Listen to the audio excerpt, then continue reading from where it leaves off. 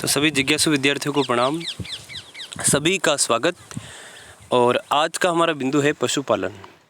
तो राजस्थान का जो हमारा क्षेत्र है उसमें पशुपालन के संदर्भ में हमें क्या जानकारी लेनी चाहिए परीक्षा की दृष्टि से, कौन कौन सी बातें महत्वपूर्ण है और उन्हें हम कैसे याद करें और परीक्षा उपयोगी सामग्री को कैसे मानस में संकलित करें ताकि आने वाले प्रत्येक प्रकार के प्रश्न का हम हंस करके सामना कर सकें, उत्तर दे सकें। ठीक है, तो एक छोटी सी इसकी डिज़ाइनिंग है आपके सामने है कि किन किन स्तरों आयामों पर इसको देखना होता है। आराम से सुनना, बिना लिखने की चिंता के, केवल सुनते जाना इसको। तो ओनली ये है कि आप इसको देखिए डिज़ाइनिंग इसको। तो उपलब्धता देखनी पड़ती है सबसे पहले, है ना।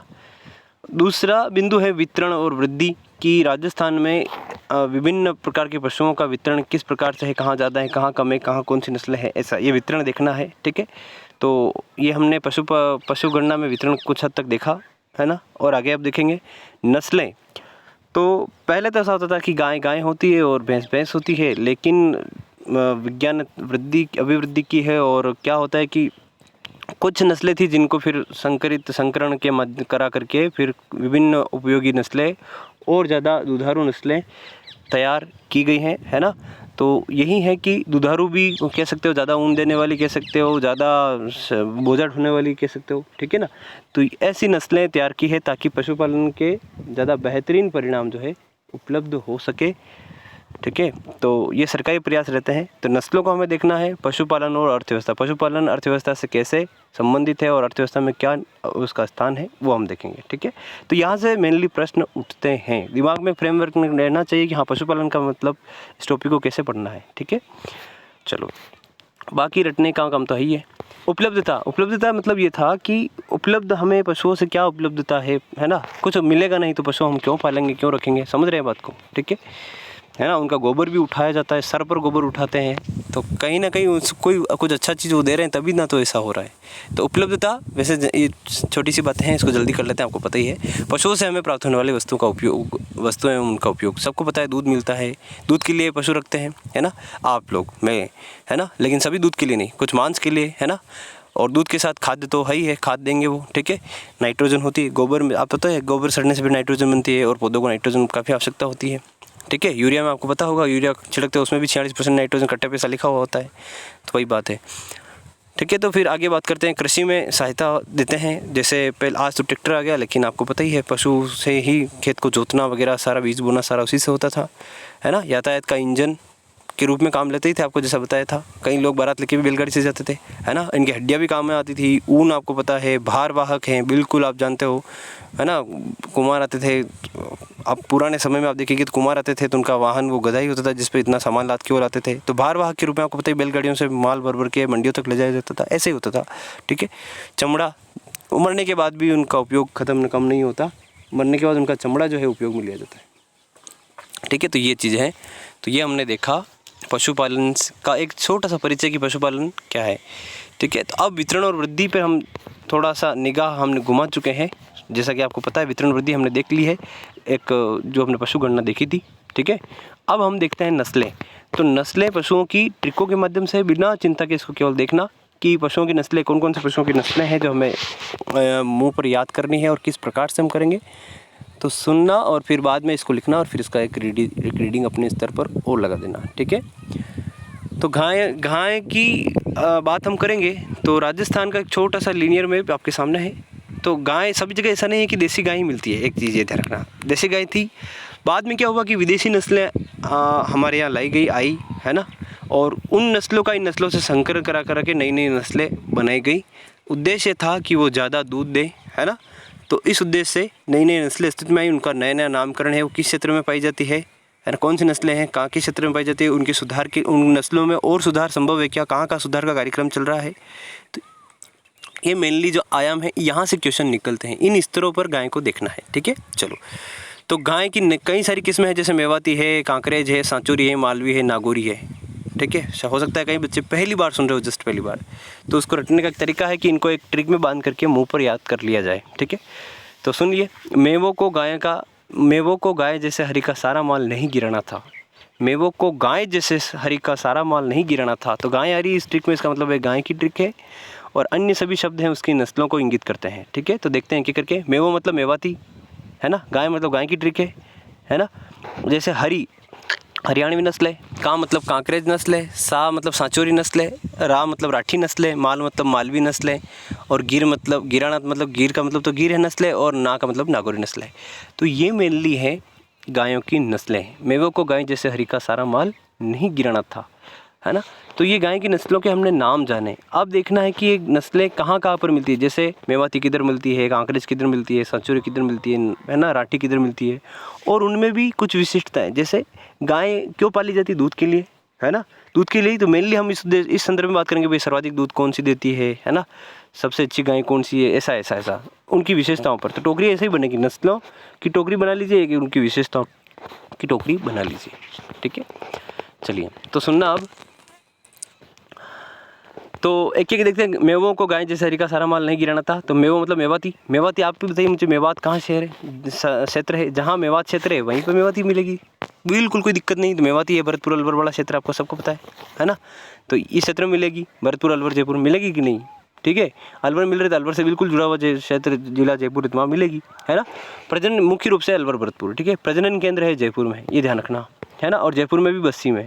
तो ये स्टार करके ध्यान रखना। प्रजनन केंद्र की टोकरी बनानी है, अनुसंधान केंद्र की टोकरी बनानी है, जो हमेशा एक क्वेश्चन वहाँ से आता है इस टॉपिक से। ठीक है, हाँ, इस बार पहली बार जब आप सुन रहे हैं तो केवल सुनना है मस्ती से, याद कराने का बाद में जो प्रोसेस है बता दूंगा। ठीक है, केवल सुनना है मस्ती से इसको, है ना। कि ये प्रजनन केंद्र तो भूल गए, भैंस में गए तो गाय वाला भूल गए, तो भूलेंगे, कोई दिक्कत नहीं है, सामान्य सी बात है। ठीक है, लेकिन याद भी हो जाएगी, अभी केवल सुनना है। तो राजस्थान का पहला सीमन बैंक, ठीक है, वो है बस्सी जयपुर में। सीमन बैंक, बैंक का मतलब यही कि जहाँ पर भैया लेन देन का काम हो, जहाँ पर स्टोरेज हो, ऐसा समझ रहे हो बात को। पहले तो स्टोर होगा फिर तो लेन देन होगा, समझ रहे हो। तो सीमन कहते हैं कि पशुओं का जो वीर्य होता है उससे जो डोज बनाया जाता है उसको कहते हैं सीमन। ठीक है ना, पशुओं का जो वीर्य होता है ना, उसी में भैया वैज्ञानिक पद्धति से उसमें जो होता है कि शुक्राणुओं में सुधार किया जाता है वगैरह, और फिर नई नस्लों के जो वीर्य तैयार हो जाता है उसको हम सीमन कहते हैं। वो सीमन भैया क्या होता है कि कृत्रिम विधि से मादा पशु के गर्भाशय में पहुंचा दिया जाता है, और वहाँ जो है निषेचन होकर के क्या होता है, एक संकरित संतति उसके गर्भ में विकसित होती है। ठीक है ना, और फिर नई नस्ल पैदा होती है। तो ये प्रोसेस है। तो सीमन किसको कहते हैं आपको क्लियर हो गया होगा। सीमन बैंक राजस्थान का पहला सीमन बैंक कहाँ पर है, बस्सी जयपुर में। ठीक है, और मेवाती का प्रजनन केंद्र भी बस्सी जयपुर में है। ठीक है, चलो हरियाणवी नस्लें, मेवाती क्लियर हो गई। फिर हरियाणवी मेवो जैसे गाय का, मेवो को गाय जैसे हरी का, है ना। तो गाय जैसे हरी का हरियाणवी नस्ल हम देखते हैं। तो हरियाणवी नस्ल सबसे पहला कि ये कहाँ मिलेगी, तो आप सबको पता है क्या कि हरियाणवी हरियाणा के आसपास वाले क्षेत्र में मिलेगी। तो हरियाणा का क्षेत्र वाला कौन सा हो गया, तो भैया गंगानगर हनुमानगढ़ में तक तो पंजाब है, हनुमानगढ़ से हरियाणा की सीमा चल जाती है और भरतपुर तक होती है। तो ये क्षेत्र, ये 7 जिले जो हैं यहाँ पे क्या हरियाणा की, है ना, हरियाणा के सीमावर्ती क्षेत्र में क्या मिलेगी, हरियाणवी नस्ल मिलेगी। ठीक है, एक तो इसका प्राप्ति स्थल पता हो गया हमें, कहाँ मिलती है, राजस्थान में कहाँ पाई जाती है हरियाणवी नस्ल। दूसरा, ऐसा नहीं कि भाई हमारे चित्तौड़ में नहीं, हम जाए तो हम भी ला सकते हैं वहाँ से, लेकिन मेनली वहाँ पर ज़्यादा पाई जाती है। समझ रहे बात को, ये स्थिति है। इसके इसकी विशेषताओं पे टोकरी बनानी है। कुछ कुछ गायों की, पशुओं की, भेड़ों की विशेषता होगी, उन पे विशेषताओं पे टोकरी बनानी है, वहाँ से क्वेश्चन निकलेगा। ठीक है, गारंटी। तो हम ये प्रयास करते हैं टोकरियों के माध्यम से कि भैया हम 4-5 तरह की टोकरियाँ बनाएं, कोई भी प्रश्न किसी भी एग्जाम में आए तो उन टोकरियों से ही आए। समझ रहे बात को। तो टोकरियाँ विशेषताओं पे आएगी, एक तो उनकी उपलब्धि की प्रजनन केंद्र पे आएगी, अनुसंधान केंद्र पर आएगी, समझ रहे हो, बनेगी, और एक उनकी नस्लों के नाम पर बनेगी। तो कभी कभी यही पूछ लिया जाता है कि भैया कांकरेज किस पशु की नस्ल है, तो ये भी प्रश्न पूछ लिया जाता है सामान्य रूप से, है ना। तो हरियाणवी नस्ल, इसके माथे की हड्डी उभरी हुई होती है। आपने गायों को देखा होगा हड्डी माथे की नहीं उभरी होती, लेकिन इसकी उभरी हुई होती है, विशिष्ट है हरियाणवी। ठीक है, उत्पत्ति स्थल कहाँ उत्पन्न हुई थी, रोहतक हरियाणा में हुई थी, इसलिए इसको हरियाणवी कहते हैं। ठीक है, राजस्थान में भी सीमावर्ती क्षेत्रों में पाई जाती है। इसका प्रजनन केंद्र है जो कहाँ पर है, वो है कुम्हेर भरतपुर में। ठीक है, कुम्हेर भरतपुर में। ठीक है, लाल काले रंग की होती है, इसकी विशेषता है हड्डी उभरी होती है, विशेषता ध्यान रखना। दिमाग फोटो लाना गाय का उटपटांग, है ना, उटपटांग के अच्छा ही लाना। ठीक है, कि भैया हरियाणवी ऐसी इसकी हड्डी उभरी हुई है वगैरह वगैरह, दिमाग एज्यूम करना। जैसे हम गुलाब जामुन का नाम ले, गुलाब जामुन का फोटो आ सकता है ना, है ना। तो ऐसे ही हरियाणवी का एक काल्पनिक फोटो लाइए दिमाग में, वो स्थायी होगा। कांकरेज की बात कर ले तो कांकरे राजस्थान में कहाँ होते हैं, ये याद करने की का तकनीकी है इन नामों से। तो भैया कांकरे रेगिस्तान में होते हैं, रेगिस्तान में भी भैया ये बाड़मेर वाले क्षेत्र में ज़्यादा होते हैं, सबको पता है ना, पथरीला मरुस्थल, सब आप पढ़े हो ज्योग्राफी। तो वही बाड़मेर जालोर वाले क्षेत्र में क्या होगा, ये कांकरे नस्ल पाई जाती है, ठीक है। ये तो इसके नाम से क्लियर होगा कहाँ पाई जाती है। दूसरा हम बात करते हैं, नाम से क्लियर हो जाएगा कि ये नस्लें कहाँ पाई जाती है, ठीक है। दूसरा स्तर पर हम बात करें इसकी कोई विशेषता हो, तो विशेषता में सबसे पहले ये आप बनी कहाँ, उत्पन्न कहाँ हुई, तो उत्पत्ति स्थल है इसका उत्पत्ति स्थल है कच्छ क्षेत्र गुजरात, है ना। कच्छ क्षेत्र कांकरेज कच्छ में पैदा हुई, ठीक है। कच्छ क्षेत्र गुजरात में है, ठीक है जी। और फिर गुजरात में है तो गुजरात के सीमावर्ती वाले क्षेत्र में ये मिल जाती है, मुख्य रूप से जालोर बाड़मेर में मिलती है। प्रजनन केंद्र बाड़मेर में है, समझ रहे बात को। तो उसी क्षेत्र में प्रजनन केंद्र होगा, जैसे हरियाणवी हनुमानगढ़ से भरतपुर तो भरतपुर में, ठीक है।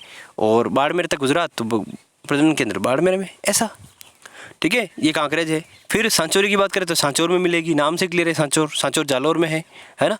और राजस्थान का पंजाब इसको कहते हैं, सबको पता है, प्रजनन केंद्र सांचौर में ही है। बस इतना इजी मैटर है। अगर एक टेक्निक अगर हम पकड़ लें, है ना, बाकी पुस्तक से रटने जाओगे तो पता ही नहीं लगेगा कौन सा प्रजनन केंद्र कहाँ करा दिया, और माथा ना अलग से दुखे।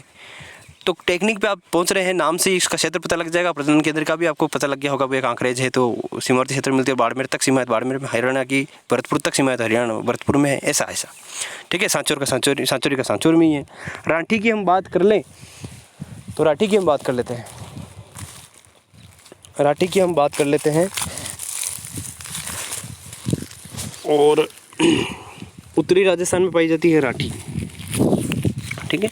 नाम से क्लियर नहीं हो रहा, लेकिन ठीक है, ध्यान रखो इसको थोड़ा सा, क्योंकि लाठी सीरीज आपने पता है, लाठी सीरीज जैसलमेर में है, तो उसके ऊपर ध्यान रखना, लाठी के ऊपर राठी, ये दिमाग रखना, लाठी के ऊपर राठी, तो उत्तरी राजस्थान में पाई जाती है, ठीक है। तो राठी सेवण घास खाती है, लाठी सीरीज में सेवण घास होती है ना। एक डायलॉग से आपको पता लग जाएगा, लाठी के ऊपर राठी, और राठी खाती है लाठी की सेवण घास खाती है, आपको पता है पौष्टिक घास होती है, पशु बड़े चाव से खाते हैं। और सेवण घास खाती है ना, तो वाकई में इसकी जो होती है ना, क्या कहते हैं, तबीयत राजी हो जाती है, और वाकई में इतना दूध देती है कि बाकी गायें फेल हो जाती है। तो सबसे ज़्यादा दूध देती है, 5 स्टार पॉइंट है, बहुत ज़्यादा पूछा गया, सामान्य सा प्रश्न हो गया ना, सबसे ज़्यादा दूध कौन देती है, सबसे ज़्यादा भेड़ कौन सी मांस देती है, ऐसा, ठीक है। तो सबसे ज़्यादा दूध देती है राठी, ठीक है, इसीलिए इसको सर्वश्रेष्ठ कह देंगे भैया, सबसे ज़्यादा दूध देती है ना। और जब दूध ज़्यादा देगी तो हमारी सभी कामनाएं पूरी हो जाएगी, समझ रहे हो, ज़्यादा पैसा आएगा, सभी कामनाएं पूरी हो जाएगी, इसीलिए इसको कहते हैं कामधेनु। सभी इच्छाओं की पूर्ति इसके दूध से हो जाएगी।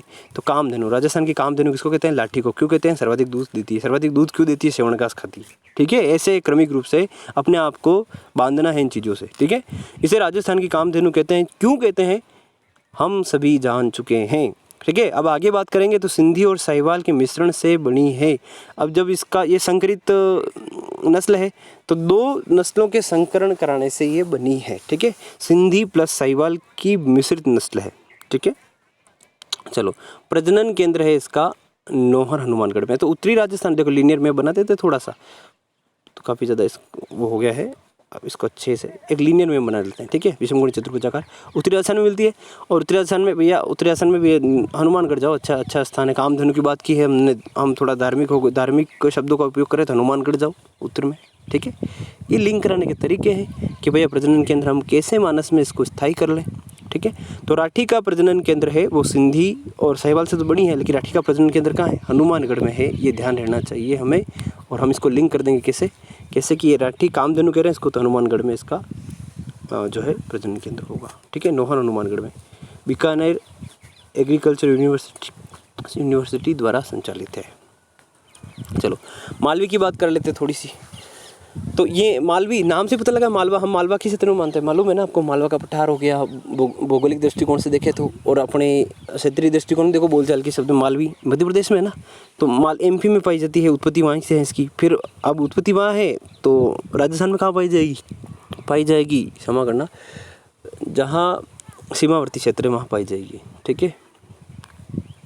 तो प्रतापगढ़ से लेकर के धौलपुर में, है ना, प्रतापगढ़ से धौलपुर तक ये सीमा है ना। तो प्रतापगढ़ से धौलपुर में पाई जाती है।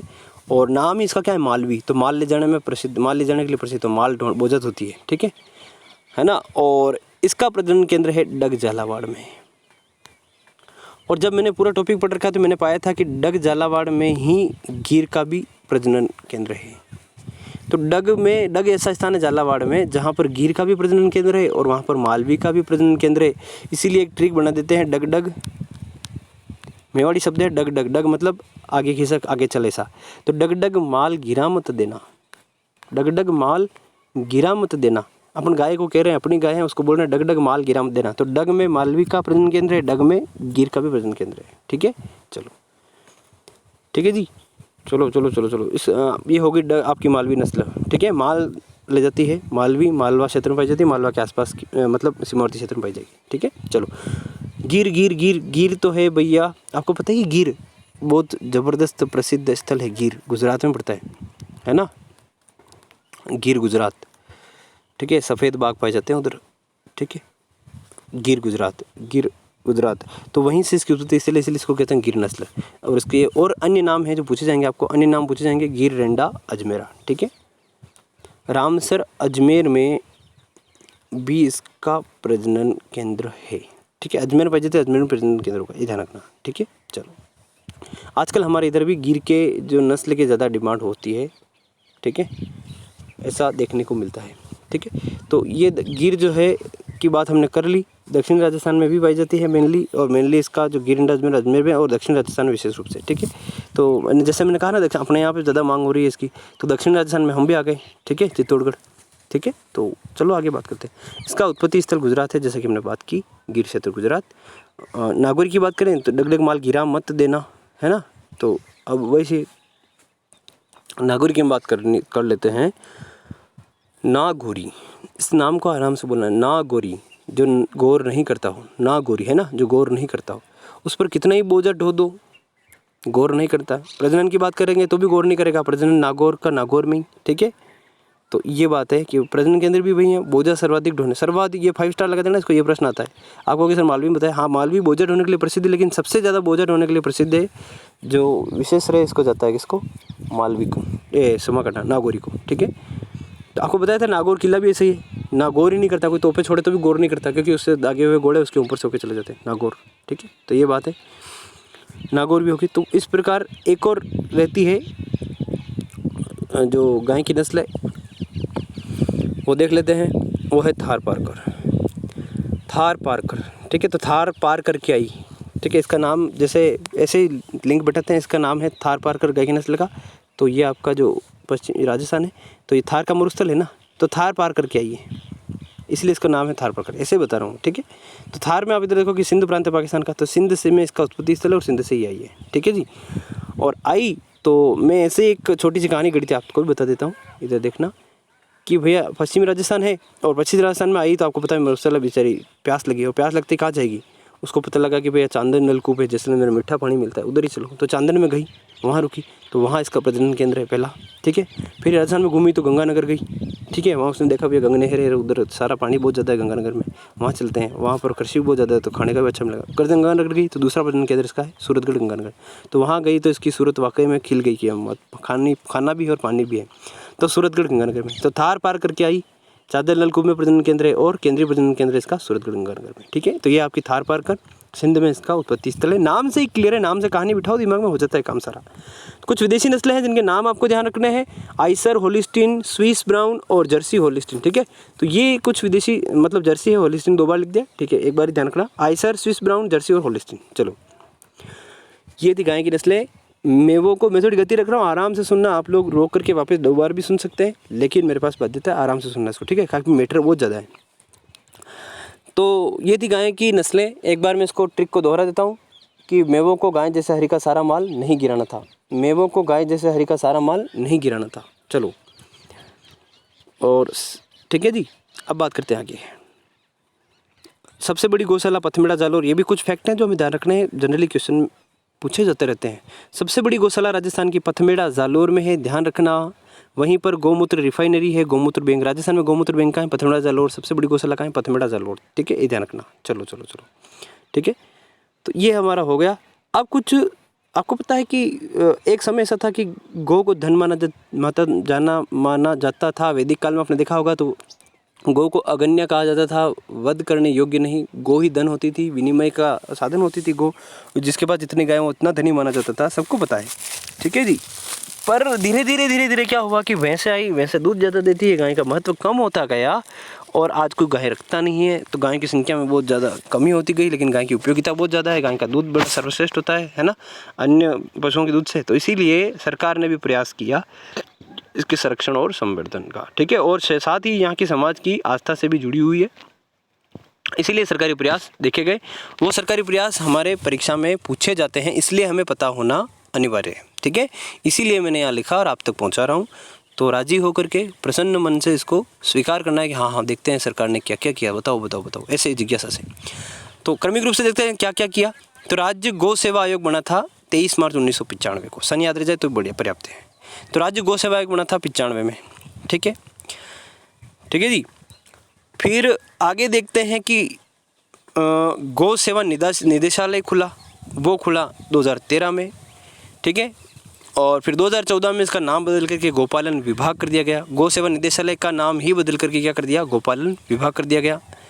2016 में जब हमने देखा तो एक सरकार का इनिशिएटिव सामने आया था, ठीक है, वो जनता की जेब पर बोझ था, क्या 10% स्टैम्प ड्यूटी इंक्रीज़ कर दी गई, 10% स्टैम्प ड्यूटी बढ़ा दी गई, ठीक है, और इस किस लिए बढ़ाई, किस नाम से बढ़ाई, गौ संरक्षण एवं संवर्धन निधि के नाम से 10% स्टैम्प ड्यूटी बढ़ा दी गई, गौ संरक्षण एवं संवर्धन निधि के नाम से, ठीक है।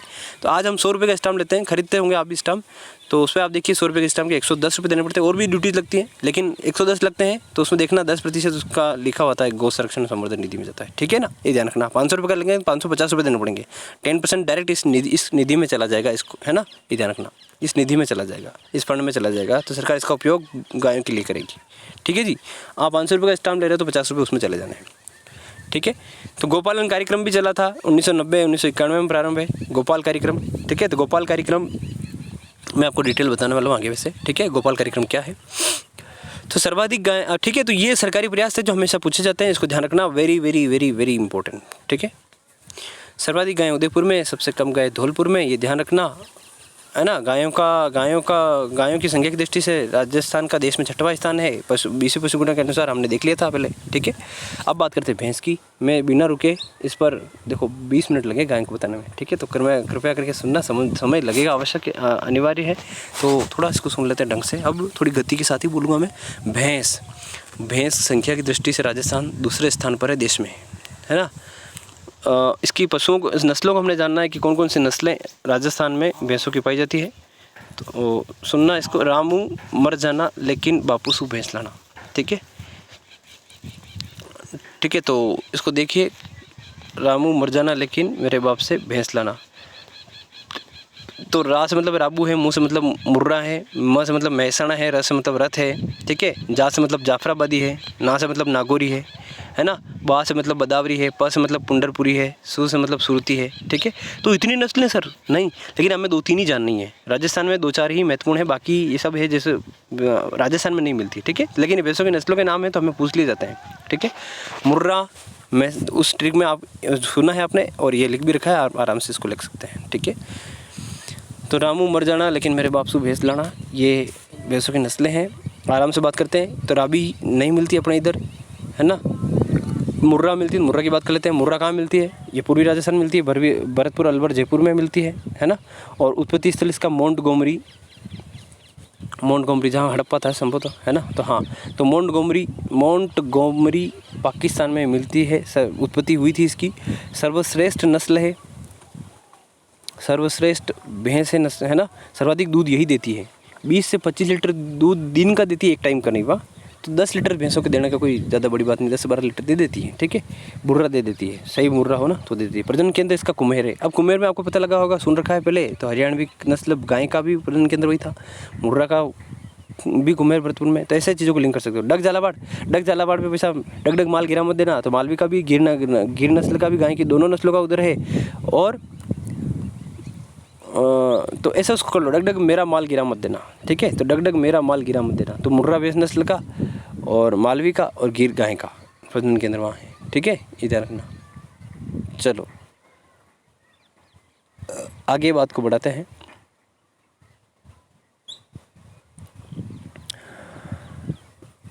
जाफराबादी की बात करते हैं। उत्पत्ति स्थल काठियावाड़ गुजरात। सर्वश्रेष्ठ ताकतवर मादा भैंस का पुरस्कार 2004 में दिया गया था इसको।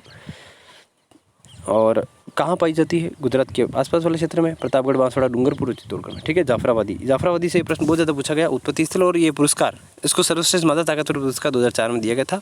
अभी तक प्रश्न पूछा जाएगा आगे। गोदावरी यूपी में मिलती है, अपने काम की नहीं। नागौरी जो भैंसें होती है ना, नागौर में गुड़ित मुसलमानों के जो तबेले हैं, बड़े बड़े तबेले होते हैं, कई संख्या में, बड़ी भारी संख्या में वहाँ भैंसें बंधी रहती है और उनको बहुत ज़्यादा इनकम होती है इसके दूध से। तो गुड़ित मुसलमानों के तबेले बड़े प्रसिद्ध हैं नागौर में। ठीक है, ध्यान रखना। सर्वाधिक भैंस जयपुर में और कम भैंसें जैसलमेर में मिलती है, ये ध्यान रखना। तो ये हमने देख लिया भैंसों को। भैंस प्रजनन केंद्र है वल्लभनगर में, जवार विकास केंद्र भी है वल्लभनगर में। ठीक है, ये ध्यान रखना। ठीक है जी, चलो वल्लभनगर उदयपुर।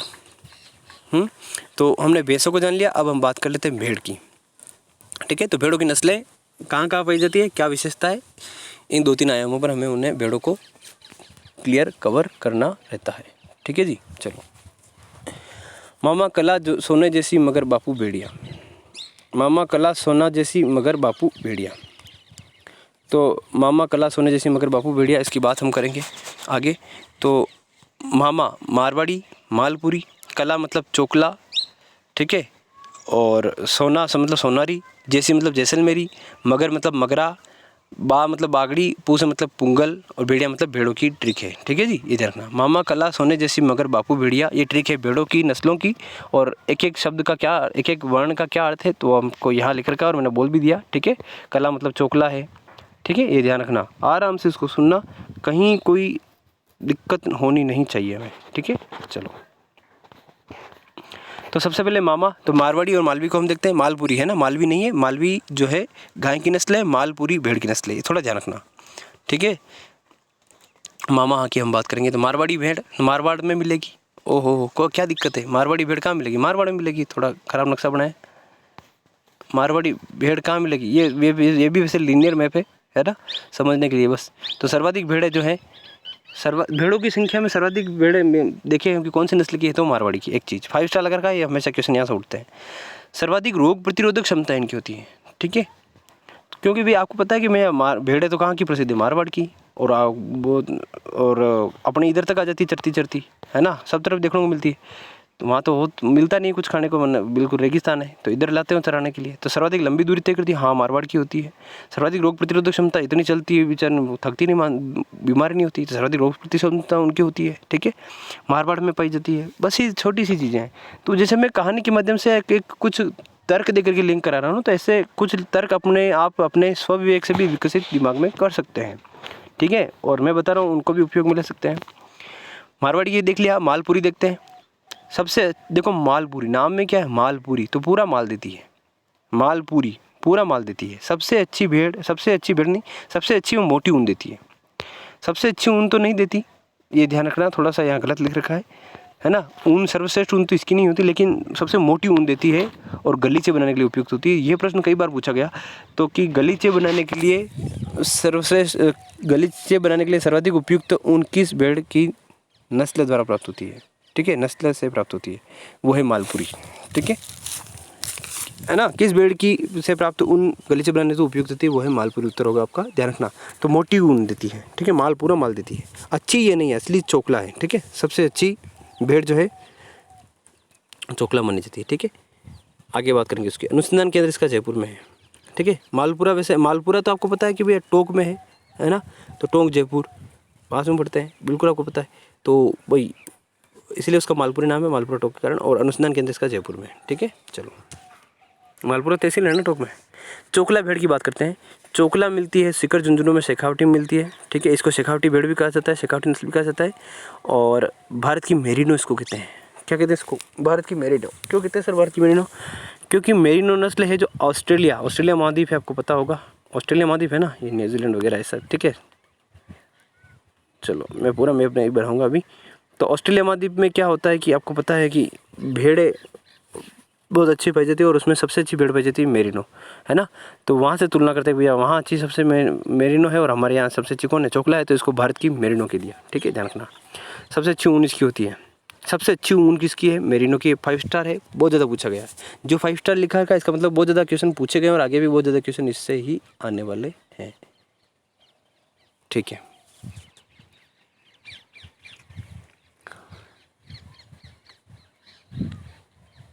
अनुसंधान केंद्र, प्रजनन व अनुसंधान केंद्र कहाँ पर है इसका? कोडम देसर बीकानेर।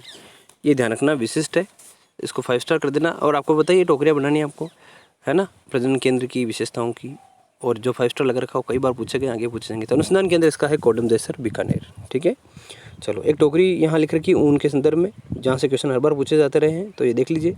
सबसे अच्छी ऊन चोकला की है। ठीक है, सर्वाधिक ऊन जैसलमेरी देती है, सबसे लंबी ऊन देती है नाली, और गलीचे बनाने के लिए सबसे उपयुक्त ऊन है मालपुरी नस्ल की। ठीक है, तो ये टोकरी आप भी बनाना अच्छे से। ठीक है, और अच्छी चीज़ें ऐड करना। तो हमने देखा चोकला को भारत की मेरिनो कहते हैं, ध्यान रखना। सबसे अच्छी ऊन इसकी है, इसलिए मेरिनो कहते हैं। मेरिनो क्यों कहते हैं समझ में आ गया? जो भी कहते हैं क्यों, है ना, उसके आधार पर आपको बताना चाहिए, तर्क के आधार पर। प्रजनन केंद्र, अनुसंधान केंद्र इसका कोडम देसर बीकानेर में है। ठीक है, तो मामा कला देख ली, कला सोने जैसी। सोनारी देखनी है हमें, सोनारी भेड़ की नस्ल है। सोनारी, चनौथर भी इसका एक नाम है, ध्यान रखना, सोनारी या चनौथर।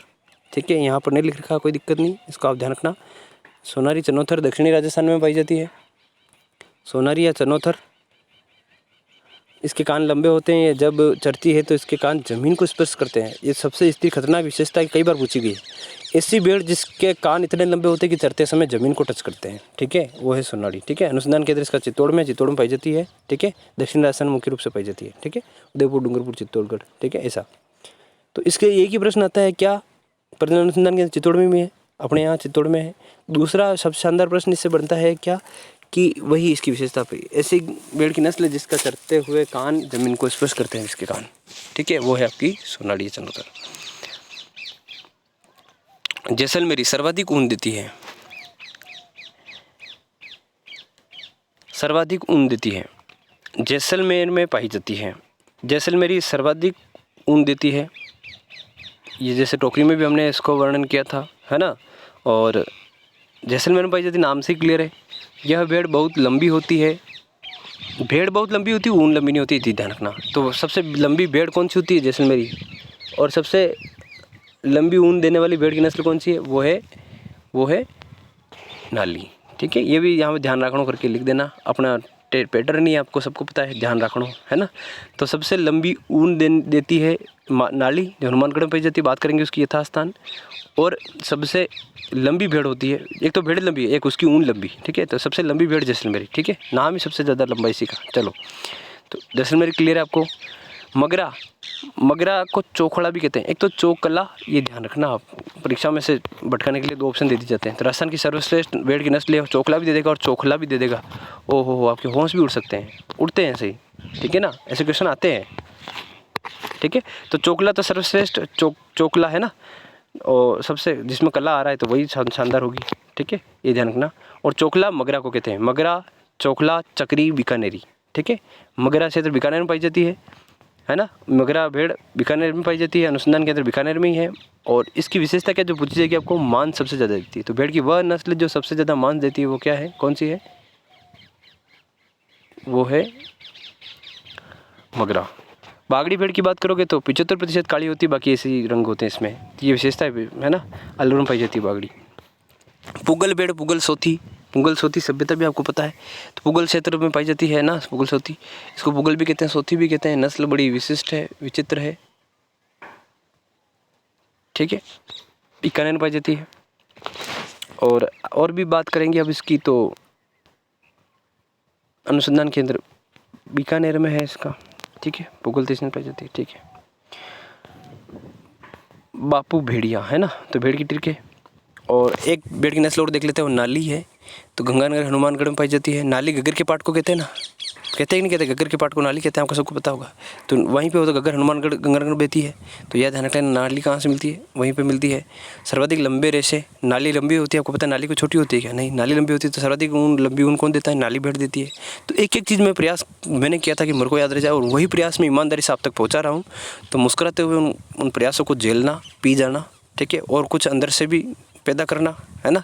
कब तक, वही तो होता है ना परजीवी, एक होता है स्वपोषी और एक होता है परपोषी पौधे होते हैं, कभी सुना होगा स्वपोषी और परपोषी। तो अच्छे शिकारी होने के नाते जो मिल रहा है वो तो खींच ही लो, प्लस स्वपोषण का भी प्रवृत्ति अपने भीतर पैदा करो, मुझे बड़ा अच्छा लगेगा, ठीक है। और कभी कभी ऐसा हो कि मुझे कॉल आए, मुझे मैसेज आए कि सर हमने ये डेवलप की, ट्रिक की और इससे टॉपिक और अच्छा हो जाएगा, अच्छे याद हो सकते हैं, ऐसे प्रयास मेरे तक आएंगे तो मुझे और अच्छा लगेगा और मेरे को भी वो जो प्रेरणा मिलेगी, प्रोत्साहन मिलेगा, पुनर्बलन मिलेगा आपके लिए और अच्छे से काम करने का, ठीक है। हमारे भीतर ही कंपटीशन होना चाहिए अच्छी ट्रिकें बनाने का, अच्छे से टॉपिक को डिज़ाइन करने का, याद करने के तरीके को ढूंढने का, ठीक है। चलो, विशेष भेड़ों के झुंड को रेवड़ कहते हैं। अब भेड़ों के बारे में विशेष जानकारी मिल लेते हैं। तो सर्वाधिक भेड़ें कौन सी पाई जाती है? मारवाड़ी पाई जाती है। सर्वाधिक ऊन कौन सी देती है? सर्वाधिक ऊन कौन सी देती है? जैसलमेरी देती है ना।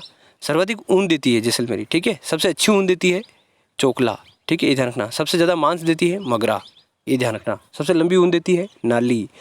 गलीचे बनाने के लिए उपयुक्त ऊन देती है मालपुरी। ये सारे एक टोकरी बनाना जितना मैं भी बोला, ठीक है जी। भेड़ों की विशेषताएं, गाय की विशेषताएं, एक टोकरी बना लेना एक पेज पर, मज़ा आ जाने वाला है आपको, कोई दिक्कत वाली बात नहीं है, ठीक है, ठीक है, ठीक है। तो और अभी बात करते हैं आगे। हमने भेड़ों के झुंड को रेवड़ कहते हैं। उपनाम भेड़ों को गारो और गारो कहते हैं, लरड़ियों कहते हैं, ठीक है, ठीक है जी। नर भेड़ को मेंढा कहते हैं। ऐसे ऐसी कुछ बातें हैं जो ध्यान रखना, वो पूछी जा सकती है ना। भेड़ के बच्चों को उरुणी कहते हैं, ठीक है। भेड़ों में पाई जाने वाली बीमारी को तरड़िया रोग कहते हैं। तरड़िया रोग भेड़ों में पाया जाता है, ठीक है। भेड़ प्रजनन केंद्र जो है, ये ध्यान रखना, ये जो विशिष्ट चीज़ें हैं ना, कृपया करके ध्यान रखना। और ये सरकारी प्रयास आ रहे हैं कि भेड़ों के उत्थान के लिए, भेड़ों के नस्ल सुधार के लिए क्या प्रयास जो कहते हैं कि सरकार द्वारा किए गए, वो आपके समक्ष प्रस्तुत हैं। अब उनको देख लीजिए। भेड़ प्रजनन केंद्र फार्म जो है बाकलिया में है, नागौर, फतेहपुर सीकर। सर्वाधिक भेड़ जो है बाड़मेर में, कम भेड़ जो है बांसवाड़ा में है, केंद्रीय, ठीक है। सर्वाधिक भेड़, देखो भेड़ बाबा करती है, बाँ ऐसे बोलती है ना, तो बाड़मेर में सर्वाधिक है और बांसवाड़ा में सबसे कम है, ठीक है। भेड़ प्रजनन फार्म है बाकलिया, नागौर में, फतेहपुर सीकर में। केंद्रीय ऊन विकास बोर्ड, ये ध्यान रखना, केंद्रीय ऊन विकास बोर्ड एवं भेड़ ऊन शिक्षण संस्थान जोधपुर में है, ठीक है। कुछ विदेशी नस्लों के नाम आप देख लीजिए। डोरसेट, रेम्बुले, केरिडेल भेड़ों की विदेशी नस्लें हैं। रूसी मेरिनो मूलतः स्पेन और नॉर्थ अमेरिका से मिलती है। रूसी मेरिनो एक भेड़ की नस्ल है, ठीक है, ध्यान रखना, जो मूलतः स्पेन से और उत्तरी अमेरिका से संबंधित है, ठीक है, ध्यान रखना। केंद्रीय भेड़ एवं ऊन अनुसंधान संस्थान जो है वो अंबिकानगर मालपुरा टोंक में है, तहसील जो आई है केंद्रीय भेड़ एवं ऊन अनुसंधान संस्थान। और यहाँ पे था केंद्रीय ऊन विकास बोर्ड, कन्फ्यूज मत हो जाना। केंद्रीय भेड़ एवं ऊन अनुसंधान संस्थान तो है मालपुरा, अंबिकानगर मालपुरा टोंक में, ठीक है। और ऊन विकास बोर्ड और भेड़ ऊन शिक्षण संस्थान है वो जोधपुर में, ठीक है जी, ये ध्यान रखना। अब कुछ सरकार ने प्रयास किए थे कि भेड़ें बेचारी और भेड़ पालक जो है वो बड़े परेशान हो रहे थे, तो उनके लिए कुछ प्रयास है, वो देख लीजिए आप, सरकार के द्वारा किए गए। अविका क्रेडिट योजना, ठीक है, अविका कवच योजना, अविका रक्षक योजना, अविका पाल जीवन रक्षक योजना, ये 4 हैं जो इनमें से क्वेश्चन आते रहते हैं। और केवल हर बार मैं बोलूँ तो भी अच्छी बात नहीं कि क्वेश्चन आते रहते हैं इसलिए पढ़ेंगे, नहीं, हमें भी जानना है कि वाकई में हमारी सरकार या हम जिस सरकार के हिस्से बनने की इच्छा रखते हैं, प्रशासन में जाने की इच्छा रखते हैं, हमें और हमारे पूर्ववर्ती सरकारों ने क्या प्रयास किए और करने चाहिए आगे, समझ रहे बात को। तो ऐसा खुद की जिम्मेवारी समझिए कि हाँ, भेड़ पालकों के लिए क्या अच्छा होना चाहिए, क्या अच्छा किया गया, ठीक है ना। चलो, उसमें कुछ कमी रहेगी तो आप जब आओगे तो आप पूरी कर सकते हो, इस दृष्टिकोण से जानना। तो अविका क्रेडिट योजना, अविका का मतलब भेड़ से संबंधित एक चीज़ ध्यान रखना।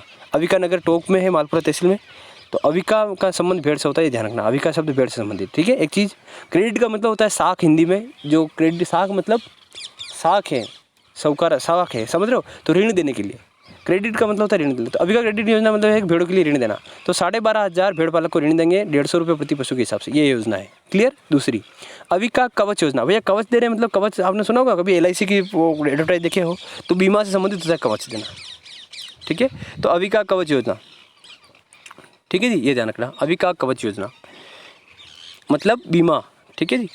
तो रोग से, दुर्घटना से अगर मृत्यु हो जाती है तो 10% लाभ देते हैं। बजट 2017-18 में भी इसमें पुनः इसको थोड़े बीच में थोड़ी ठंडी हो गई थी, बंद होने जैसी हो गई थी। बजट 2017 में इसको पुनः शुरू किया गया। SC ST BPL के लिए इसमें जो है इंस्टॉलमेंट वो गवर्नमेंट 80% देती है और अदर के लिए 70% देती है। ये अविका कवच योजना। अविका रक्षक योजना, अविका रक्षक योजना वो है बीमा है, इसमें क्या होता है कि 12,500 से लेकर के 25,000 तक का बीमा, ठीक है, वो जो है बीमा जो है ना, ये सरकार करती है भेड़ों का ही, और इसकी किस्त है मात्र, देख लीजिए आपके सामने, 15 रुपये।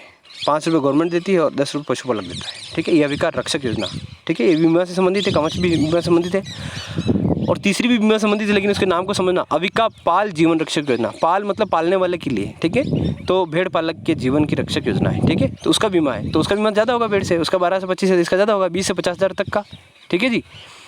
इसकी प्रीमियम में 200 रुपये, 100 रुपये सेंट्रल गवर्नमेंट देती है, 75 रुपये पशुपालक देता है और 25 रुपये स्टेट देता है। ये चारों योजनाएं आपको समझ में आ जानी चाहिए। भेड़ को नर, मेंढा को भेड़, मेंढा नर भेड़ को कहते हैं, हमने जान लिया, ठीक है। अब हमें जानना है बकरी को, ठीक है। बकरी चढ़ी पहाड़ पर और क्या हुआ, फिर उतर गई और कुछ नहीं हुआ, और हमें देखना है कि कौन कौन सी बकरियाँ चढ़ी पहाड़ पर, ठीक है। तो बकरी की संख्या की दृष्टि से राजस्थान का देश में प्रथम स्थान है, ठीक है। एक चीज़ हमें ये क्लियर हो जानी चाहिए। मारवाड़ी की बकरी बार बार जमुना पर जाकर लुहार का सिर खावत है। मारवाड़ी की बकरी बार बार जमुना पर जाकर लुहार का सिर खावत है। तो आगे बात करते हैं, इसको देखते हैं अच्छे से। तो मारवाड़ी की बकरी जमुना पर जाकर बार बार जमुना पर जाकर लुहार का सिर खावत है। तो मारवाड़ी बकरी, बारबरी बकरी, जमुना मतलब जमुनापुरी बकरी, जाकर मतलब जखराना बकरी है, और लुहार मतलब लोही बकरी है, सिर मतलब सिरोही बकरी है, और खावत मतलब शेखावटी बकरी है, ठीक है। बकरी की नस्लें हैं, ट्रिक के माध्यम से हमने क्लियर कर रखा है इसको, ठीक है। पहले क्रमिक रूप से बकरियों को देखते हैं, ठीक है जी। तो क्रमिक रूप से आइए बकरियों को देखते हैं। और बारबरी बकरी ये दक्षिण मध्य राजस्थान में पाई जाती है, बारबरी, ठीक है। और नाम से क्लियर हो रहा है, देखो इसकी विशेषता मैं याद करा रहा हूँ। बारबर किस काम में आता है? आदमी को सुंदर बनाने के लिए आता है कि नहीं आता है? बिल्कुल, ठीक है। ये नहीं केवल बाल छोटे करने के लिए, बारबर आदमी को सुंदर बनाने के लिए आता है। आज बारबर की दुकान में जाओ, बाल छोटे करने से 100 गुना ज़्यादा सामान सुंदर बनाने के लिए होते हैं, ठीक है। तो सर्वाधिक सुंदर नस्ल कौन सी है? बारबरी, ठीक है। सर्वाधिक, अब सुंदर है तो प्रजनन क्षमता भी सर्वाधिक उनकी होगी, तो सर्वाधिक प्रजनन क्षमता उनकी है। अन्यथा मत लेना आप, मेरे को तो ये याद करना है तो मैं ऐसे याद करता हूँ, ठीक है। तो सर्वाधिक, अन्यथा इसमें कुछ है भी नहीं, ठीक है। तो सर्वाधिक सुंदर है और सर्वाधिक प्रजनन क्षमता किसकी होगी? बारबरी बकरी की ही होगी, ठीक है जी। चारा बीज उत्पादक केंद्र, अब कुछ चलो यहाँ पे टोकरी आ गई तो मैं लिख देता हूँ, बता देता हूँ मैं इसको। चलो ये आपके पास वैसे ही PDF पहुँचेगी, तो यहाँ पे उचित नहीं है बताना, आप टोकरी आपके सामने, आप पढ़ लेना इसको, ठीक है। यहाँ पर इसका कोई सामंजस्य नहीं, मुझे कागज़ में खाली जगह नहीं मिली तो मैंने यहाँ छाप दी ऐसा, ठीक है जी।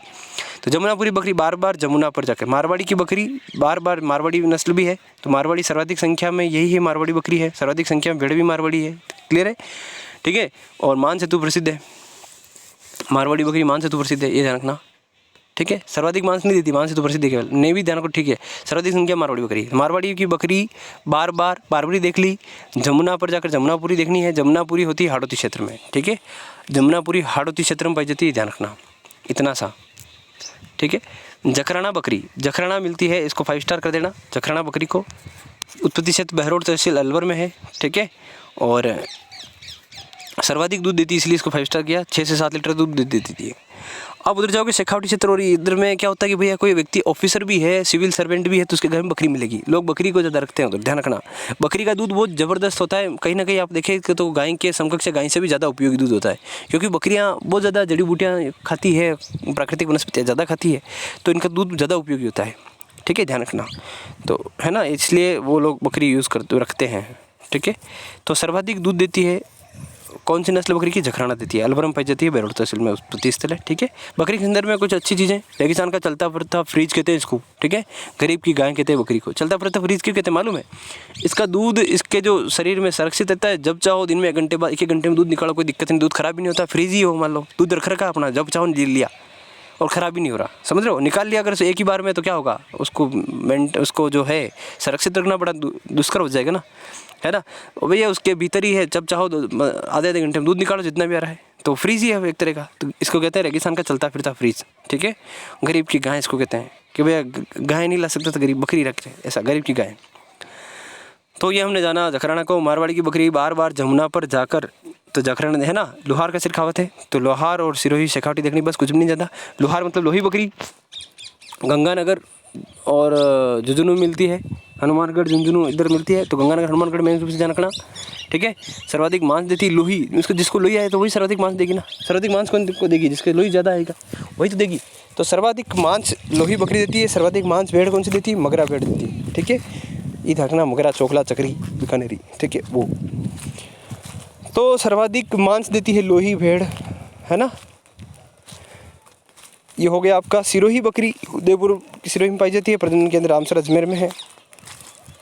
ठीक है, रामसर अजमेर में एक हमने प्रजनन केंद्र गाय का भी देखा था कि नहीं देखा था, देखना आप। ठीक है, और राम देखो मैंने साथ लिख रखा है वैसे, ये मैं इसी पैटर्न पढ़ता हूँ इसलिए चीज़ें मेरे को ज़्यादा फलदायी मिली हुई है मेरे लिए। मैं ये मानता हूँ मेरा पैटर्न, मैं इसलिए आपको बिना मांगे आप तक परोस रहा हूँ। तो हो सके आपके लिए संभव तो इनको ले लेना। ठीक है जी, तो देखो इसको। रामसर अजमेर में बकरी विकास व चारा केंद्र, उत्पादन केंद्र भी है। सिरोही प्रजनन केंद्र का नस्ल, सिरोही का प्रजनन केंद्र भी है। नस्ल का बकरी की सिरोही नस्ल का प्रजनन केंद्र है। गाय की गिर नस्ल का प्रजनन केंद्र है। तो रामसर अजमेर में 3 चीज़ें हैं, बकरी विकास एवं चारा उत्पादन केंद्र है, सिरोही नस्ल बकरी की जो है उसका प्रजनन केंद्र है, और भी हम बात करें तो गिर गाय का प्रजनन केंद्र है। ठीक है, तो इतनी चीज़ें जो है गाय से संबंधित यहाँ पर है। ठीक है, चलो अब बात करते हैं आगे शेखावटी बकरी। शेखावटी क्षेत्र में भाई जैसे नाम से क्लियर है, बकरी नस्ल जो है काजरी के वैज्ञानिकों ने डेवलप की है। काजरी जोधपुर में है, काजरी और आफरी जोधपुर में, सबको पता होगा। Central arid zone research institute है ना, केंद्रीय शुष्क क्षेत्र अनुसंधान संस्थान। ठीक है, काजरी के वैज्ञानिकों ने नस्ल बनाई है शेखावटी। इसके सींग नहीं होते, ध्यान रखना, है ना। तो ये 5 स्टार पॉइंट है विशेषताओं में। और जहाँ जहाँ विशेषता बता रहा हूँ टोकरी विशेषताओं की बनानी है, तो भेड़ों की विशेषता, बकरियों की विशेषता, गायों की विशेषता, ऐसे करके आपको टोकरी बनानी है, जैसा कि आप आप लोग समझ चुके होंगे। ठीक है जी, चलो तो यही बात है, इसी को हम आगे बढ़ा लेते हैं अब थोड़ा सा। तो इसी को हम आगे बढ़ाते हैं।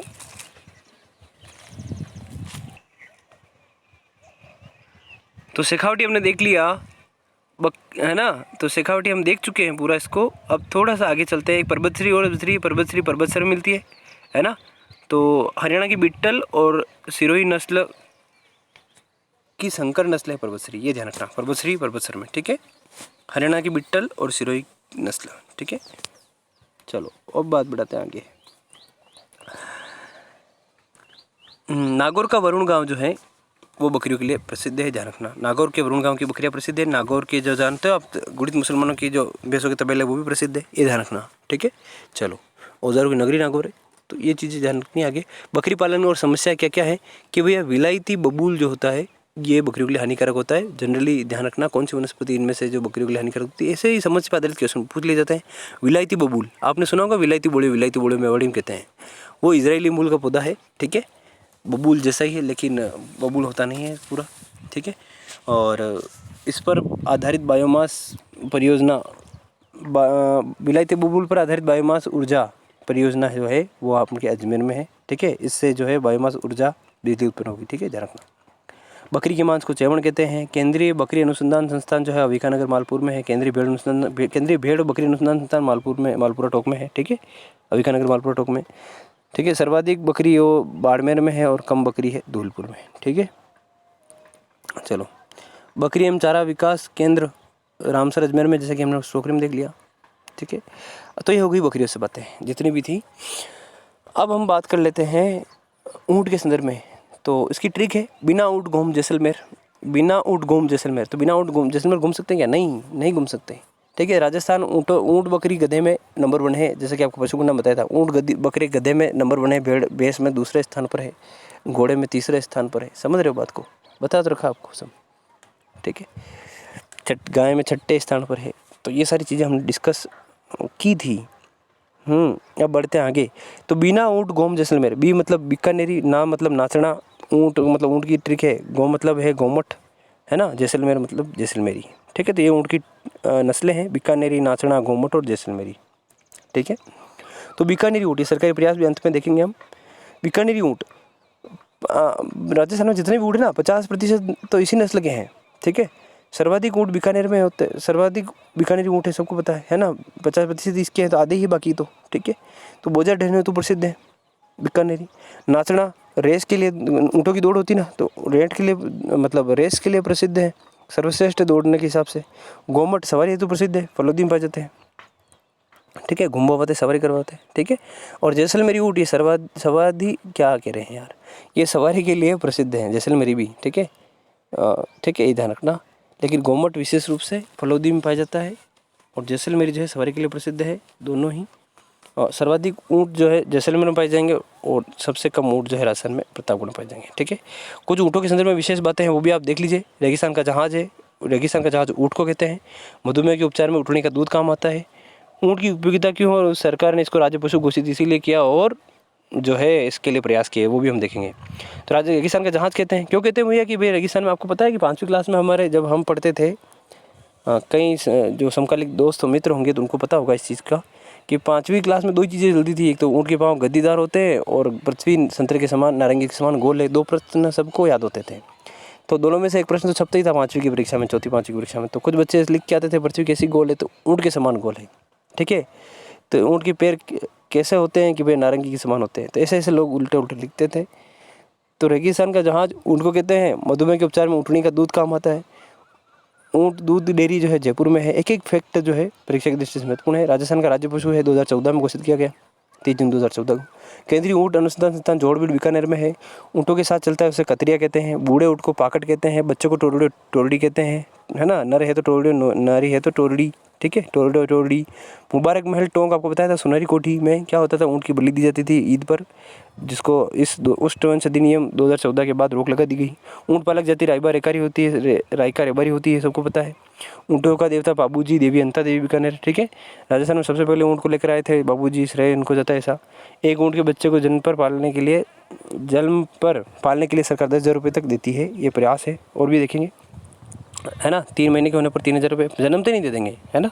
3 महीने के होने पर 3,000 रुपये, फिर 9 महीने का हो जाएगा 4,000 रुपये, फिर 12 महीने का हो जाएगा तो 4,000 रुपये, 3,000 और 4,000 फिर और दे देंगे, ठीक है। तो ये है ऊँट से संबंधित। एक आध और बात अच्छी है जो देख लेते हैं। ऊँट के श्रृंगार गोरबंद, तंग मोरखा, पलाण, बेलचा, मिरबाण, ये है ना। तो गोरबंद तो आपको सबको पता है कि गीत होते, गायन सरावती, गोरबंद गुथियो, ऐसा। गोरबंद, तंग मोरखा, पलाण, बेलचा, मिरबाण, ये से हैं जो सिंघाड़ा, बेलचा, मिरबाण, ये है ऊँट के श्रृंगार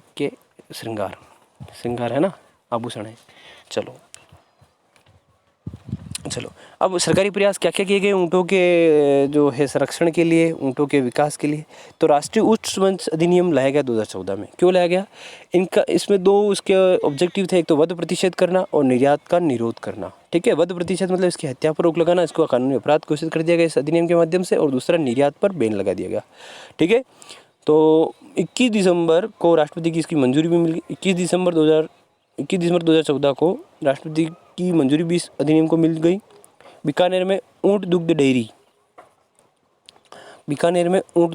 है ना। ऊँट दुग्ध डेयरी जयपुर में भी है, ठीक है, कोई दिक्कत वाली बात नहीं। केंद्रीय ऊँट प्रजनन अनुसंधान संस्थान जोड़बीड़ बीकानेर में है। चीज़ें ध्यान रखना।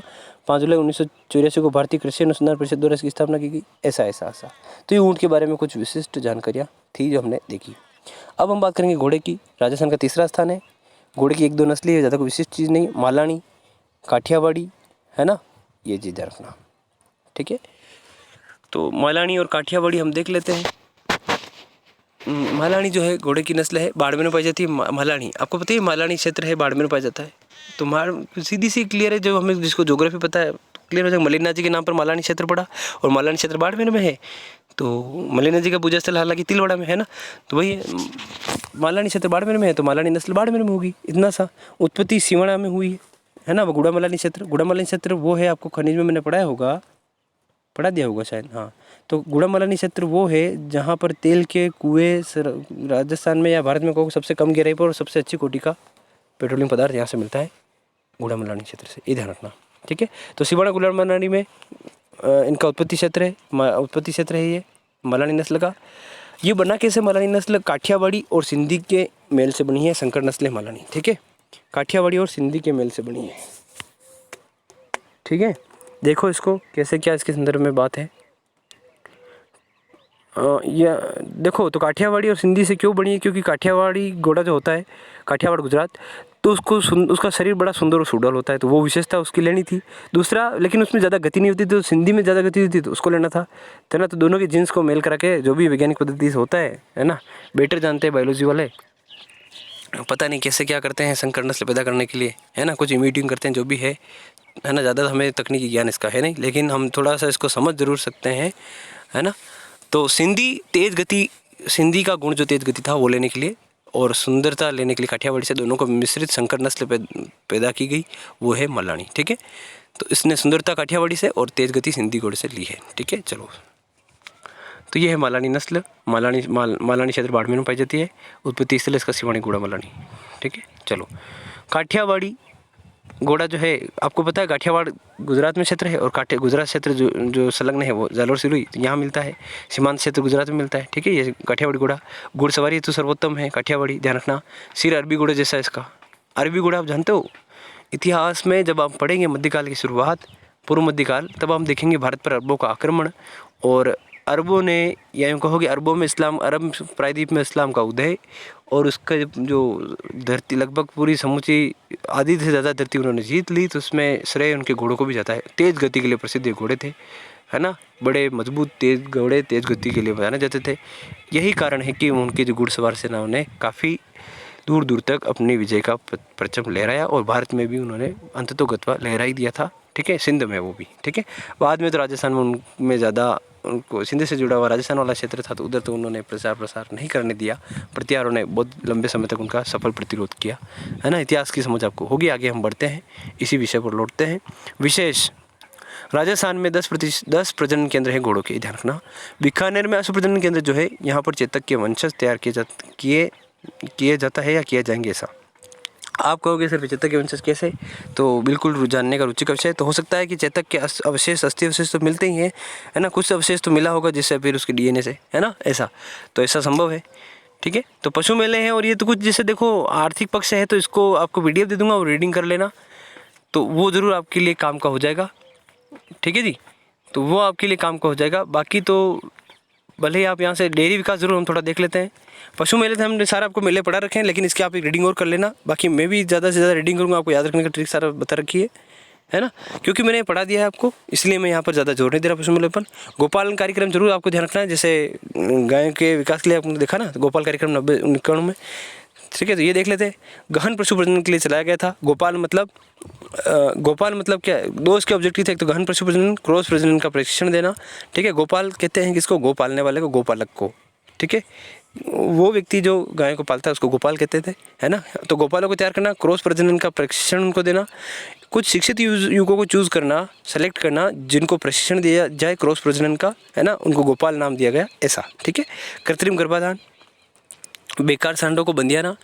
तो इस कार्यक्रम में क्या क्या जो है लक्ष्य तय किए गए, जिन पर काम सरकार कर रही थी या ऐसा प्लान किया गया था गोपाल कार्यक्रम में, एक तो कृत्रिम गर्भाधान पर जोर देना, ठीक है। तो पहले लोगों में इतना अवेयर नहीं था, अभी भी 2-4-5 साल तक पहले जब हम देखते थे तो हमारे गांव में जो होता प्राकृतिक जो गर्भाधान है उसी पर जोर दिया जाता था, है ना। तो अब धीरे धीरे प्रसार हो गया और लगभग कृत्रिम गर्भाधान नहीं होता, और अच्छी नस्लें और अच्छा दूध उत्पादन अभी होने लगा है, ठीक है। तो कृत्रिम गर्भाधान को बढ़ावा। दूसरा, बेकार सांडों को बंदियाना। तो होता क्या था कि भैया जो बेकार सांड का मतलब समझ रहे बात को, जो अच्छी नस्ल के नहीं है और उनसे जो गाय उत्पन्न होगी वो भी ज़्यादा दुधारू नहीं होगी, और बैल होंगे वो ज़्यादा बजट होने के लिए प्रसिद्ध नहीं होंगे, तो उनको बंदिया देना, उनको तो बंदिया ही देना, समझ रहे हो, उनकी पहचान करके उनको बंदिया देना, बेचारों को भीष्म पितामह बना देना, है ना। जैसा कि वो अपने नसबंदी कार्यक्रम चला था इमरजेंसी में, ऐसा। चारे का विकास, ठीक है, पशुओं को भी बढ़ावा देना, तो उनके लिए खाने पाने की व्यवस्था भी, चारे का विकास हो। बांझ बन के कैंप लगे, जो कोई पशुओं को यह होता है ना कि भैया 2-4 बार उसका प्रजनन किया उसने, फिर वो जो है गर्भवती नहीं हो रही है, बांझपन आ रही है, तो उनके इलाज भी हो, तो बांझपन का कैंप लगे, ठीक है। डी हॉर्निंग, उनके सिंग हटाए जाए। कई बार ऐसे वीडियो आए व्हाट्सएप पर वगैरह पे, जिनमें पशुपालक इंजेक्शन देने जाते हैं, पशुपालक या पशु चिकित्सक, और जो खूंखार पशु होते हैं उनके सिंगों से उनकी हत्या कर देते हैं। कई डॉक्टर मर गए ऐसे, और कई पशुपालक को भी चोटिल हो जाते हैं, है ना। कई लोग कहते हैं, बुजुर्ग होते हैं कि भाई मुझे तो मेरे बैल ने फेंका था तो अभी तक मेरे दुखता है इधर, ऐसे हो जाते। तो डी हॉर्निंग मतलब समझ रहे हैं, सिंग काटना, ये भी इस कार्यक्रम का जो था हिस्सा था। ये गोपाल कार्यक्रम था, ठीक है। भेड़ प्रजनन केंद्र अविकालीन नस्ल है, वो मालपुरा और लेम्बुले से मिलकर बनी है। अविकालीन नस्ल है जो मालपुरा और लेम्बुले नस्ल है, जो विदेशी नस्ल है। ठीक है, भेड़ प्रजनन फार्म है, जयपुर में है, फतेहपुर में है, चित्तौड़गढ़ में है। ठीक है, चलो, राजस्थान राज्य सहकारी भेड़ व उन विपणन फेडरेशन 1977 में बना। ऐसे कुछ छोटे छोटे फैक्ट हैं, ज़्यादा कोई विशिष्ट नहीं। उनकी ग्रेडिंग और बिक्री के लिए काम किया गया। भेड़ पालकों को बिचौलियों से मुक्त कराया गया, कराने के लिए प्रयास किए गए, है ना। तो यही कुछ जो सरकार के इनिशिएटिव थे, तो वो वैसे समझ के लिए है, आप केवल रीडिंग करके भी इससे निकल सकते हैं, तो समझ तो बननी है। वैसे हम यहाँ देख रहे हैं कि भैया भेड़ों के लिए क्या क्या प्रयास हुए हैं कि तो जो राजस्थान राज्य सहकारी भेड़ व ऊन विपणन फेडरेशन जो बना था, उसने क्या क्या प्रयास किए हैं। भेड़ पालकों को बिचौले से शोषण मुक्त कराना। बिचौले कौन भैया, उनको ऊन बेचनी तो बीच वाले मुनाफा कमा लेंगे, तो उनके बिचौले से ऊन मुक्त कराना शोषण से, है ना। प्राथमिक सहकारी समितियाँ स्थापित करना। ठीक है, उनकी ग्रेडिंग और बिक्री और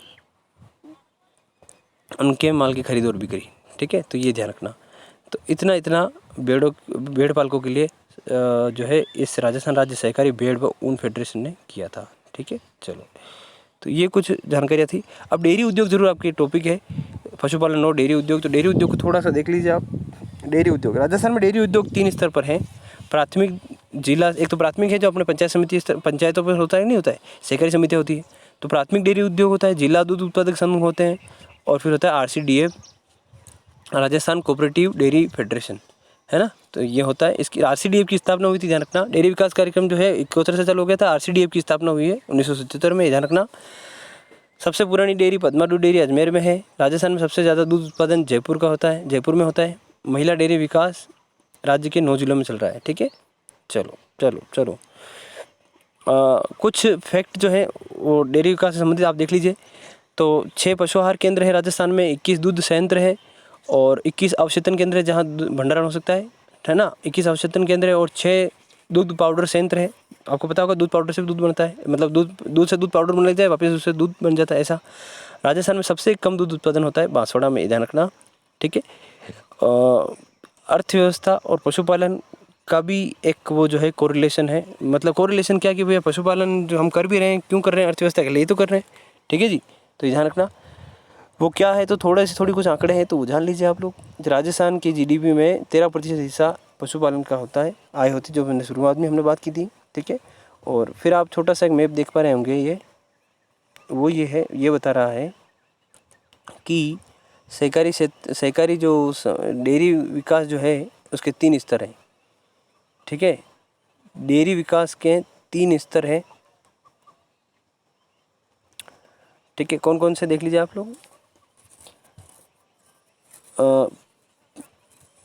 प्राथमिक दूध उत्पादक, है ना, प्राथमिक दूध उत्पादक सहकारी संघ, है ना, प्राइमरी कोऑपरेटिव जो है वो है, और DMPF district milk production federation. ठीक है, और RCDF Rajasthan cooperative dairy federation. ठीक है, तो ये 3 स्तर पर जो है डेयरी विकास के जो है 3 स्तर पर जो समितियाँ काम करती हैं। ठीक है, डेयरी उद्योग जो 3 स्तर पर हैं, तीनों स्तर आपके सामने हैं। ठीक है जी, और टेट्रा पैक दूध संयंत्र है, वो ध्यान रखना, पूछा गया था और पूछा भी जाएगा। टेट्रा पैक दूध संयंत्र होता है, इसमें जो दूध पैकिंग ऐसा तरीके से पैकिंग किया जाता है तकनीकी से, जो लगभग 40 दिन या ऐसे एग्जैक्ट आंकड़ा नहीं, लेकिन लगभग 40 दिन के आसपास वो दूध खराब नहीं होता, ये ध्यान रखना। टेट्रा पैक दूध संयंत्र वो जयपुर में, ध्यान रखना। ठीक है, तो और ये डेयरी उद्योग जो है 3 स्तर पर है, ध्यान रख लेना। प्राथमिक दूध उत्पादन सहकारी समितियाँ, जो आपको डेयरियाँ देखी होगी ना आपने, डेयरियाँ वो प्राथमिक वो समितियाँ होती है, एक्चुअल में किसी निजी व्यक्ति की नहीं होती। वो मेनली वो कागजों में एक समिति दर्शाता है कि भाई हम इतने आदमी मिलकर चला रहे हैं, और अंततः तो ज़मीनी तौर पर क्या होता है आपको पता है, एक ही व्यक्ति की संपत्ति होती है, एक ही व्यक्ति मुनाफा कमाता है, एक ही व्यक्ति का होता है। ठीक है, लेकिन कागजों में, और ये बड़ा बेकार लगता है इस देश में, इतना बुद्धिजीवी समाज बनने के बाद भी सिद्धांतिक रूप से कुछ और, व्यवहारिक रूप से कुछ और फिर भी चल रहा है। बनती है समिति, लेकिन होता एक आदमी का है। ठीक है, ये ध्यान रखना। और कागज में कुछ और चलता है, व्यवहारिक तौर पर कुछ और चलता है। तो प्राथमिक दूध उत्पादन सहकारी समितियाँ जो अपनी डेयरियाँ होती है, फिर ये जिला तक पहुँचाती है ना। तो डिस्ट्रिक्ट मिल्क प्रोडक्शन फेडरेशन, ठीक है, और तीसरा RCDF, ठीक है, जो राज्य स्तर पर होता है। तो ये हमारा था तीनों स्तर पर डेयरी विकास। तो ये डेयरी विकास है, तो राजस्थान में जो डेयरी विकास जो चला था अमूल की तर्ज पर चला था, है ना, और छोटी मोटी जानकारी हमने ली इसमें। ठीक है, तो ये हमारा पशुपालन वाला टॉपिक हो जाता है। इसको अच्छे से पढ़ना और लिखना, पढ़ना और फिर उसके बाद वापस एक टेस्ट देने का प्रयास करना। तो उम्मीद है आपके लिए थोड़ा कारगर सिद्ध होगा अगर आप इसको आराम से बिना चिंता के सुनेंगे, अभ्यास करेंगे तो। ठीक है, थैंक यू।